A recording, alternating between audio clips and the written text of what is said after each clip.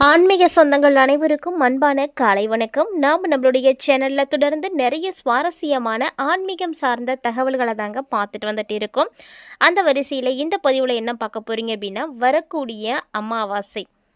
பொதுவாக ஒவ்வொரு அமாவாசையுமே சிறப்பானது தாங்க. அதுவும் இப்போ வரக்கூடிய அமாவாசை பார்த்திங்கன்னா, அமாவாசைகளிலேயே மிகப்பெரிய அமாவாசையாக இருக்கக்கூடிய தை அமாவாசை தான்.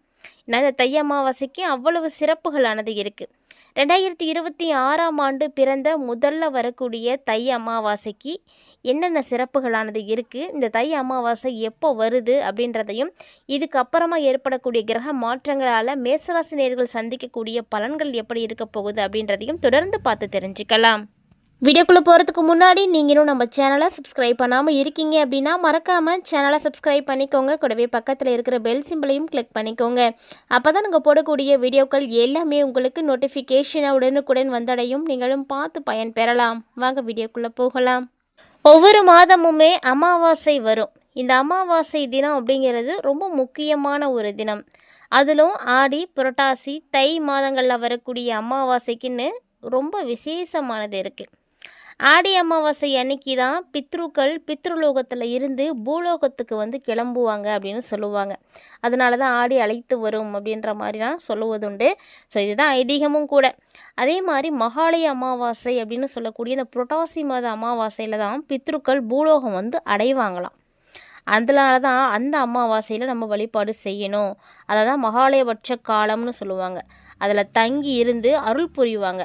ஸோ அப்போயிலேருந்து நமக்கு அருள் புரிய ஆரம்பிப்பாங்க.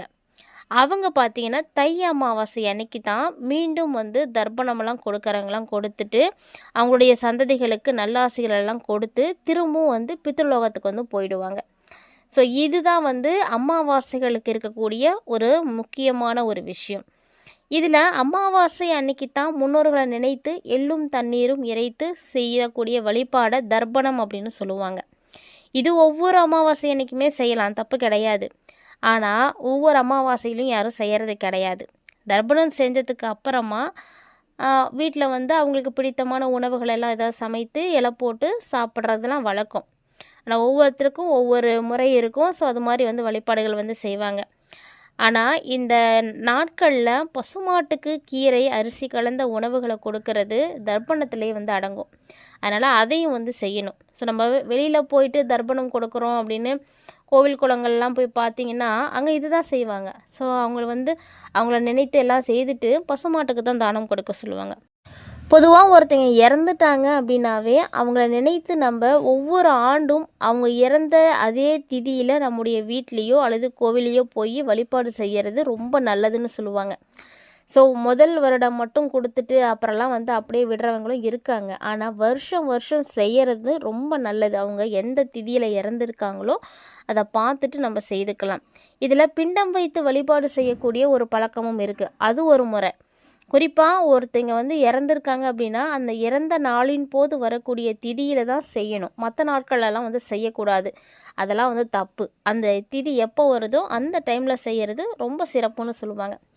ஸோ இதுதான் வந்து அமாவாசைகளுக்கு இருக்கக்கூடிய ஒரு சிறப்பான விஷயம். இப்போ 2026 புது வருடம் பிறந்திருக்கு. ஸோ புது வருடம் பிறந்து முதல்லே வந்திருக்குங்க. தை அமாவாசை 2026 ஜனவரி மாதம் 18ஆம் தேதி அன்னைக்கு வருது. குறிப்பாக இந்த தை அமாவாசை ஞாயிற்றுக்கிழமை அன்னைக்கு வருதுங்க. இது பார்த்திங்கன்னா ரொம்ப ரொம்ப சிறப்பு வாய்ந்த ஒரு அமாவாசை அப்படின்னு தான் சொல்லணும். இந்த திதி கொடுக்கறதுக்கான சரியான நேரம் என்னென்னா, ஞாயிற்றுக்கிழமை அதிகாலை 1:20 இருந்து திங்கட்கிழமை அதிகாலை 2:31 வரைக்கும் தை அமாவாசை திதி இருக்குது. ஸோ ஞாயிற்றுக்கிழமை அன்றைக்கி அதிகாலையிலேயே நீங்கள் புண்ணிய நதிகளெல்லாம் நீராடி நண்பகல் 12 மணிக்குள்ளே தர்ப்பணம் செய்து முடிச்சிடுங்க. அதாவது சூரிய உதயத்துக்கு முன்னாடி பிரம்ம முகூர்த்தம் இருக்குது. அதனால் சூரிய வந்ததுக்கு அப்புறம் தான் வந்து கொடுக்கணும் அப்படின்லாம் ஒன்றும் கிடையாது. பிரம்ம முகூர்த்தத்தில் நீங்கள் செய்கிறது இன்னுமே உங்களுக்கு புண்ணியம்தான். அதனால் நீங்கள் செய்துக்கோங்க. யாரெல்லாம் தர்ப்பணம் கொடுக்கணும் அப்படின்னா கண்டிப்பாக நோட் பண்ணிக்கோங்க. தாய் தந்தை இல்லாத ஆண்கள் இந்த விரதத்தை எடுக்கலாம். கணவர் இல்லாத பெண்கள் வந்து இந்த விரதத்தை வந்து எடுக்கணும். மற்றபடி பெண்கள் வந்து விரதம் இருக்கக்கூடாது. அமாவாசை நாளில் முன்னோர்களுக்கு தர்ப்பணம் போன்ற பித்ரு கர்ம காரியங்கள் செய்யாதவங்களுக்கு பார்த்திங்கன்னா பித்ருதோஷம் வரும், பித்ரு சாபம் இருக்கும். இதிலேருந்து நீங்கள் விடுபடணும் அப்படின்னா அதுக்கு ஒரு ஏற்ற நாள்னா அது அமாவாசை தான். அதுவும் ஒரு சில குறிப்பிட்ட அமாவாசைகளை தான் வந்து சொல்லியிருக்காங்க.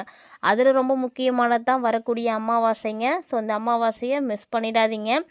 அமாவாசையில் நீங்கள் தர்ப்பணம் செய்து வழிபட தவறியவங்க கூட இந்த தை அமாவாசையில் செய்யுங்க. பித்ருக்கடன் வந்து நீங்கள் நிறைவேற்றினீங்கன்னா மட்டும்தான் உங்களுடைய பல்வேறு விதமான துன்பங்கள்ல இருந்து நீங்கள் விடுபட முடியும். அதே போல தான் உடல் உறவுகளுக்குள்ளே இருக்கக்கூடிய பிரச்சனைகளும், ஆரோக்கியமாக இருக்கட்டும், செல்வ வளமாக இருக்கட்டும், வெற்றியாக இருக்கட்டும், அமைதி, மகிழ்ச்சி, இது எல்லாமே நிறைந்த வாழ்க்கை கிடைக்கணும் அப்படின்னா கண்டிப்பாக ஒவ்வொருத்தரும் அமாவாசையில் வழிபாடுகள் செய்யணும். இந்தாண்ட அமாவாசை எப்போ வருது, எப்படி செய்யணும், அதெல்லாம் வந்து பார்த்துருப்பீங்க. ஸோ தை அமாவாசை நாளில் நீங்களும் உங்களுடைய முன்னோர்களை நினைத்து கண்டிப்பாக வழிபாடுகள் செய்யுங்க. நல்லாசைகள் வந்து கிடைக்கிறதுக்கு இந்த ஒரு விஷயத்த மறக்காமல் செய்யுங்க. இப்போ வாங்க, இந்த அமாவாசைக்கு பிறகு என்னெல்லாம் நடக்க போகுது, கிரக மாற்றங்கள் எப்படி இருக்குது, என்னென்ன பலன்கள் மேசராசி என்பவர்களுக்கு கிடைக்க போகுது அப்படின்றதையும் தொடர்ந்து பார்த்து தெரிஞ்சுக்கலாம். வீடியோ பார்த்திங்கன்னா ரொம்ப ரொம்ப இன்ட்ரெஸ்டிங்காக இருக்குங்க, எங்கேயும் ஸ்கிப் பண்ணாதீங்க. ஸோ உங்கள் வீட்டில் உங்களோட வாழ்ந்து மறைந்த முன்னோர்களில் யாருக்காக நீங்கள் திதி தர்ப்பணம் வந்து கொடுத்துட்ருக்கீங்க அப்படின்றத மறக்காமல் கமெண்ட் பண்ணுங்கள். இந்த வருடம் மட்டும் கிடையாதுங்க, வருஷம் வருஷம் நீங்கள் அவங்களுக்கு கொடுக்கணும். ஸோ அந்த புண்ணிய காரியத்தை செய்யறதுக்கான பாக்கியத்தை வந்து உங்களுக்கு வந்து கிடைக்க செய்யணும் அப்படின்னு பிரார்த்தனை செய்துக்கோங்க. முன்னோர்கள்ட்டையும் சரி, இறைவன்ட்டையும் சரி பிரார்த்தனை வைங்க. ஏன்னா இது வந்து ஒவ்வொருத்தருடைய கடமை. அதை செய்யறதுக்கு சரியான வாய்ப்பையும் சூழ்நிலையும் ஏற்படுத்தி கொடுங்க இறைவா அப்படின்னு நீங்கள் பிரார்த்தனை பண்ணிக்கோங்க. கண்டிப்பாக உங்களாலையும் செய்ய முடியும். இது வந்து செய்யறதுனால நீங்கள் மட்டும் கிடையாதுங்க, உங்களுடைய சந்ததியினரும் சிறப்பாக இருப்பாங்க அப்படின்றது யாராலையும் மறுக்க முடியாத உண்மை. ஸோ அமாவாசை திதியை பற்றி நீங்கள் இப்போ நிறைய விஷயங்களை பார்த்துருப்பீங்க. ஸோ இப்போ வாங்க நம்ம கிரக மாற்றத்தின் மூலமாக மேசராசிக்காரங்களுக்கு எப்படி இருக்குன்றதை பார்த்துடலாம். மேசராசி நேர்களை பொறுத்த வரைக்கும் செல்வ வரவை கொடுக்கக்கூடிய வகையில் தாங்க கிரகநிலைகள் எல்லாமே இருக்குது. இந்த ராசிக்கு 2ஆம் இடமான தனஸ்தானத்தில் சந்திரன் வந்து அமர்ந்திருக்கிறாரு. ஸோ சந்திர பகவான் உங்களுக்கு மிகப்பெரிய வெற்றிகளை எல்லாம் உருவாக்கி கொடுப்பாரு. நல்ல பொருளாதார உயர்வுகளை வந்து கொடுப்பாரு. அம்மாவுடைய வழிகாட்டுதலுக்கு கிடைக்கும், அவங்களுடைய அன்பு கிடைக்கும். இளைஞர்கள், சிறுவர்கள் இப்படி எல்லாருமே பார்த்திங்கன்னா அடுத்த கட்டத்துக்கு வந்து போகணும் அப்படின்னா முக்கியமாக வழிகாட்டுதல் நல்லா இருக்கணும். நமக்கு வழிகாட்டுதல் அப்படிங்கிறது நம்முடைய முதல்ல பெற்றோராக தான் இருக்கும். பெற்றோர்கள்லேயே பார்த்திங்கன்னா தந்தையை விட தாயினுடைய அன்பும் வழிகாட்டலும் எல்லாருக்குமே வந்து கிடைக்கணும். அது வந்து கிடைச்சிது அப்படின்னாவே அடுத்தடுத்த விஷயங்கள் நல்லாவே இருக்கும். ஸோ இந்த காலகட்டங்களில் மேசராசிக்காரங்களுக்கு வசீகரத்தன்மையும் அதிகமாக இருக்கும். முகத்தில் வசீகரம் இருக்கணும். ஸோ அதான் பார்த்தோன்னே சொல்லுவாங்களே முக லட்சணம் இருக்கணும் அப்படின்ட்டு, அந்த மாதிரி முக லட்சணம் இப்போ வந்து உங்களுக்கு அருமையாக இருக்குது. ஸோ சுக்கிர பகவான் 9ஆம் இடத்துல அமர்ந்து உங்களுக்கு அருள்பாலிக்க போகிறாரு. இந்த மாதம் முழுக்க உங்களுக்கு சிறப்பாக இருக்குங்க. அதுவும் 2ஆம் பாதியில் கண்டிப்பாக திருமணமாகாமல் இருக்கக்கூடிய மேசராசினியர்கள்லாம் அதற்கான பாக்கியம் கிடைக்க போகுது. திருமணம் உறுதியாகும். திருமணம் தொடர்பான பேச்சுவார்த்தைகளும் பார்த்திங்கன்னா உங்களுக்கு நல்ல சக்ஸஸை கொடுக்கும். நல்ல வேலை வாய்ப்புகள் கிடைக்கும். வெளிநாடு போகணும் அப்படின்னு ஆசைப்படக்கூடியவங்களுக்கு அந்த யோகம்லாம் கிடைக்கும். 2வது இடத்துல இருக்கக்கூடிய கிரகம் சாதாரண கிரகம் கிடையாதுங்க. ஸோ நல்ல அற்புதமான ஒரு கிரகம். 2வது இடத்துல இருக்கக்கூடிய கிரகமும் பார்த்திங்கன்னா 9வது இடத்துல போய் அமர்ந்திருக்குது அப்படிங்கிறது இன்னுமே சிறப்பான ஒரு விஷயம். அதில் 11வது இடத்து கிரகம் பார்த்திங்கன்னா சனி பகவான் பார்க்குறாரு. ஸோ செல்வ வளத்தை வந்து அதிகமாக்கி கொடுப்பாங்க. செல்வ வளம் பெருகும். 3ஆம் இடத்துல இருக்கக்கூடிய குரு பகவான் நல்ல தகவல் தொடர்புகளை எல்லாம் கொடுப்பாரு. ஸோ பயணங்கள் சிறப்பாக கொடுப்பாங்க. மகிழ்ச்சி கிடைக்கும். சுபகாரியங்கள் நடக்கும். எல்லா விஷயமுமே வந்து மேசராசிக்காரங்களுக்கு இந்த ஜனவரி மாதத்தினுள்ள நடக்க இருக்குங்க. கண்டிப்பாக வெளிநாடு போகணும்னு நினைக்கிறவங்களாம் இந்த சான்ஸை மிஸ் பண்ணிடாதீங்க. ஒரு சிலருக்கு பார்த்தீங்கன்னா நீங்கள் எதிர்பார்க்காத நாட்டுக்கு கூட கிடைக்கும். அதனால் எந்த பயணம் வந்தாலும் சரி ஏற்றுக்கோங்க, அதுதான் நல்லது. சொத்து சுகங்கள் எல்லாம் அதிகரிக்க ஆரம்பிக்கும். வீடு, கடை இதெல்லாம் கட்டி நீங்கள் வாடகைக்கு விடுவீங்க. அந்த அளவுக்கு வந்து நீங்கள் ஒரு நல்ல வளர்ச்சியை பார்ப்பீங்க. அதே போல் உங்களுக்கு பிரச்சனைகள் எது இருந்தாலும் தீர்ந்துடும். வீட்டை அழகுபடுத்த முடியும். தேகத்தில் ஆரோக்கியம் அதிகரிக்கும். புதன் 9வது இடத்துல அமர்ந்திருக்கிறார் அப்படின்றதுனால வியாபாரம் வந்து செய்யக்கூடிய மேசராசிக்காரங்களுக்கு வியாபாரம் நல்லா நடக்கும். அதாவது உங்களுக்கு இந்த காலகட்டங்களில் நிறைய புகழ் கிடைக்கும். அதுவும் குறிப்பாக எழுத்தாளர்கள், பேச்சாளர்கள், பத்திரிகையாளர்கள் உங்களுக்கெல்லாம் நல்ல அங்கீகாரம் கிடைக்கும், புகழ் கிடைக்கும். 5வது இடத்துல கேது பகவான் இருக்கிறார் அப்படின்றது பார்த்திங்கன்னா ஒரு விசேஷமான அமைப்புன்னு சொல்லலாம். மேசராசிக்காரங்களுக்கு சூப்பரான பலன் கிடைக்கும். சூரியன் 9ல் அமர்ந்து குருவை பார்க்குறாரு. அதனால் மேசராசிக்காரங்களே யாருக்கெல்லாம் வந்து குழந்தை பாக்கியம் இல்லாமல் இருக்கோ நீங்களாம் கவலையப்படாதீங்க. கண்டிப்பாக உங்களுக்கு இந்த ஆண்டில் எல்லா விஷயங்களும் நிச்சயமாக நடக்கும். அதற்குரிய முன்னேற்ற பாதையினுடைய முதல் மாதமான ஜனவரி உங்களுக்கு சூப்பராக இருக்குது.